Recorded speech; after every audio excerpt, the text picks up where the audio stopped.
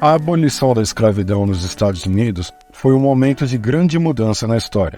Assinada em 1º de janeiro de 1863 pelo então presidente Abraham Lincoln, foi motivo de celebração para muitos, mas também um momento de tristeza e luto pelo sofrimento e injustiça que muitos escravos sofreram ao longo de suas vidas. 2 anos mais tarde, Lincoln aprovava a 13ª Emenda Constitucional, tornando proibida a escravidão em território americano. Mas estava tudo longe de ser flores. Os Estados Unidos eram um lugar tumultuado e dividido. Muitos brancos se ressentiam da perda de seus escravos e estavam relutantes em aceitar a igualdade racial. Enquanto isso, muitos negros libertos se viam em uma situação difícil, sem casa, emprego ou dinheiro para sustentar as suas famílias. A segregação nessa época era uma realidade cruel e opressora. Apesar da abolição, a luta pelos direitos civis dos negros estava longe de terminar. A segregação era uma política oficial em muitos estados dos Estados Unidos, que negava aos negros o direito à educação, emprego, moradia e até mesmo ao voto. Os negros eram frequentemente forçados a usar espaços separados em locais públicos, como escolas, restaurantes e ônibus. Eles também eram sujeitos a violência e discriminação, e muitas vezes eram presos ou mortos sem motivo aparente. A luta pelos direitos civis foi um longo e difícil processo. Era preciso que uma voz se destacasse em meio à multidão. Era preciso que um rosto negro fosse temido. Era preciso a rebeldia de uma heroína. A história de Rosa Parks.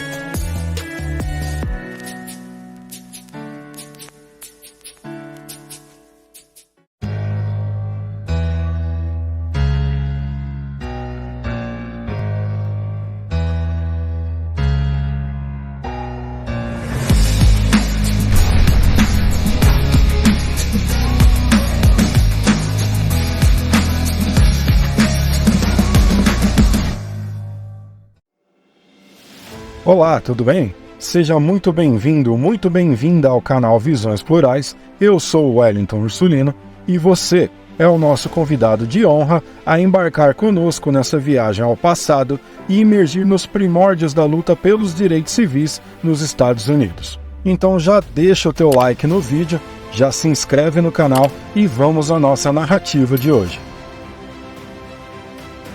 Rosa Louise Macaulay nasceu na cidade de Tuskegee, no estado do Alabama, em 4 de fevereiro de 1913. Ela foi a primeira filha de Leona e James Macaulay. Sua mãe era professora e trabalhava em uma escola rural para negros. Ela também era uma ativista pelos direitos civis e incentivou sua filha a lutar contra a característica racial.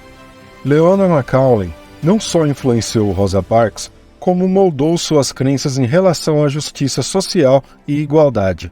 Seu pai era James Macaulay, um carpinteiro e fazia vários tipos de trabalhos manuais. Mais tarde, ele se tornou um alfaiate, que era sua profissão quando Rosa era uma jovem adulta.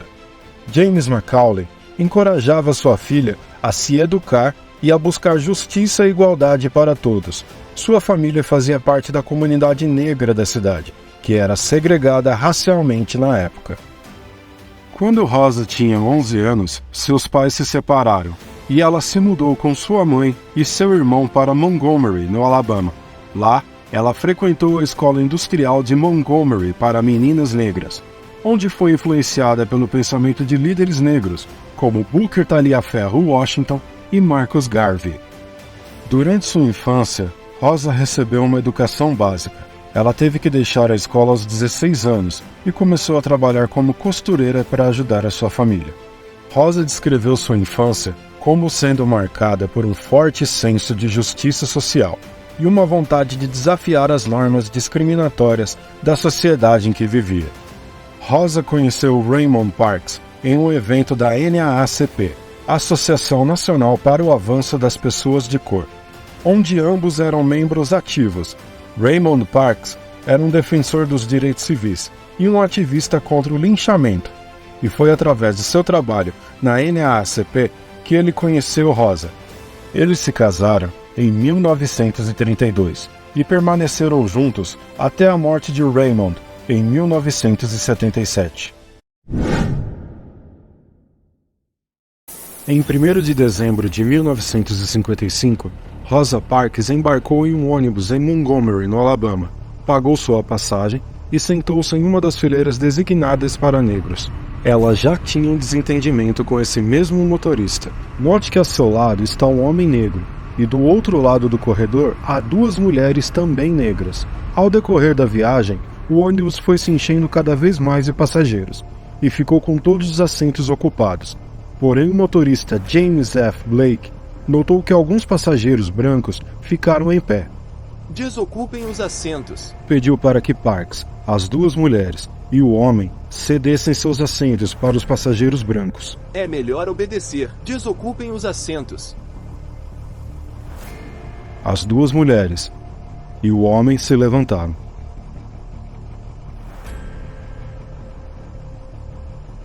Parks se recusou a ceder o seu lugar.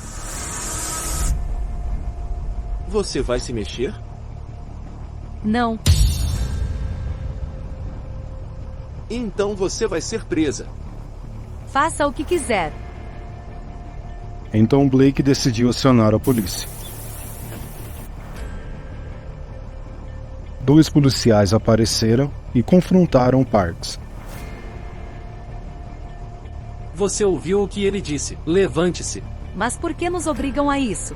Não sei. Mas a lei é a lei. E você está presa. Parks foi presa por desobedecer a ordem do motorista e por violar as leis de segregação racial de Montgomery. Ficou detida por várias horas, antes de ser liberada sob fiança para ser julgada posteriormente. Você tem que entender que provavelmente nenhuma das leis de segregação irritavam mais os negros em Montgomery do que a de segregação nos ônibus. A indignidade de ter que andar de ônibus segregado era muita humilhação. A prisão de Parks desencadeou um boicote aos ônibus em Montgomery, liderado por grandes nomes dos direitos civis da época. No dia seguinte, a NAACP mobilizou toda a comunidade negra para participar do boicote contra os ônibus, para apoiar Parks no dia de seu julgamento. Nas igrejas, os pastores apoiaram o boicote. Avisos foram espalhados por toda a cidade e publicados em jornais. As empresas de táxis lideradas por negros se comprometeram em pegar as pessoas nos pontos de ônibus para levar para seus trabalhos. Não sabíamos quantas pessoas estavam dispostas a fazer parte daquele protesto. Naquela manhã, no dia do julgamento, tivemos a nossa resposta. Os ônibus estavam praticamente vazios. As pessoas estavam finalmente fartas. Eu acho que surpreendemos a todos. Certamente me surpreendeu. Enquanto o boicote acontecia na rua, Parks era julgada no tribunal, e o resultado foi exatamente o que todos já esperavam. Parks foi considerada culpada por violar as leis de segregação racial, sendo condenada a pagar uma multa de $10 e mais $4 pelas custas judiciais, o que era um bom dinheiro naquela época, levando em consideração o salário mínimo médio, que era de 75 centavos de dólar por hora. Mais tarde, naquele mesmo dia, os líderes negros fundaram uma nova organização, a Montgomery Improvement Association, onde nomearam como presidente um jovem reverendo da cidade. Seu nome era nada menos do que Martin Luther King Jr. Naquela mesma noite, a organização teve a sua primeira reunião. Era impossível prever quanto apoio a organização receberia. A presença foi impressionante. A igreja estava lotada. E centenas estavam do lado de fora. Tiveram que instalar alto-falantes para as pessoas ouvirem as discussões. A pauta da reunião era continuar ou não com o boicote, caso a cidade decidisse não banir a segregação dentro dos ônibus. Aqueles que eram a favor de continuar foram convidados a ficarem em pé. Primeiro, 1 ou 2 pessoas se levantaram. Aí, mais e mais levantaram. Até finalmente, cada pessoa dentro daquela igreja estava gritando: sim! Dias depois, a organização apresentou 3 petições ao Conselho Municipal de Montgomery e para a empresa de transporte público. Todas as 3 foram negadas. Então, o boicote começou. E aí então, durou longos 13 meses. Ao invés dos ônibus, as pessoas iam a pé, ou pegavam táxis, ou iam de carona.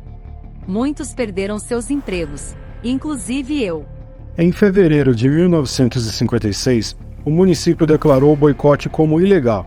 Muitos ativistas foram presos, inclusive Martin Luther King e Rosa Parks. Mas desta vez, o boicote em Montgomery começou a atrair atenção ao redor do país. A minha fotografia, tirando impressões digitais, apareceu na primeira página do New York Times. Essas prisões exacerbadas logo chamou a atenção para Montgomery. Infelizmente, nem toda a atenção era pacífica ou apoiadora. Algumas dessas atenções aconteceram na forma de violência, ameaças de morte e até mesmo atentados com bombas. A forma de revide foi, na minha opinião, a mais inteligente possível. Outras comunidades negras decidiram seguir o exemplo de Montgomery e também boicotar o transporte público em lugares como Birmingham, no Alabama, e Tallahassee, na Flórida. Enquanto isso, o processo de Rosa Parks corria nos tribunais, quando finalmente, em 13 de novembro de 1956, chegou à Suprema Corte, que julgou a lei sob a qual Rosa Parks foi presa inconstitucional. E a lei de segregação dentro dos ônibus foi banida. 9 anos mais tarde, o presidente Lyndon Johnson assinou a Lei dos Direitos Civis de 1964, onde a segregação racial se tornou oficialmente ilegal em todos os lugares públicos nos Estados Unidos. No final dos anos 60, Parks e seu marido se mudaram para Detroit, onde ela trabalhou como assistente do representante democrata John Connor Jr. Ela também fundou o Instituto Rosa Raymond Parks, de Direitos Civis, e continuou a advogar pelos direitos dos afro-americanos e questões raciais. Rosa Parks faleceu em 24 de outubro de 2005, aos 92 anos de idade. Ela é lembrada como uma figura histórica, importante no movimento pelos direitos civis, e como símbolo de resistência pacífica contra a discriminação racial nos Estados Unidos.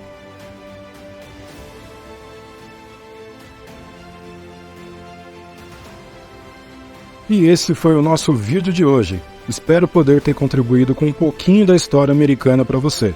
E eu quero ler o seu comentário, hein? Se esse vídeo te agregou valor, clica no curtir, que assim você me ajuda demais. E eu vou saber que eu estou no caminho certo e trarei mais conteúdo como esse aqui para o canal. Se você não é inscrito, já aproveita agora, se inscreve e ativa as notificações, que é para você ficar por dentro de todos os nossos lançamentos aqui no Visões Plurais. Muito obrigado por você ter ficado até aqui, forte abraço e até o próximo vídeo.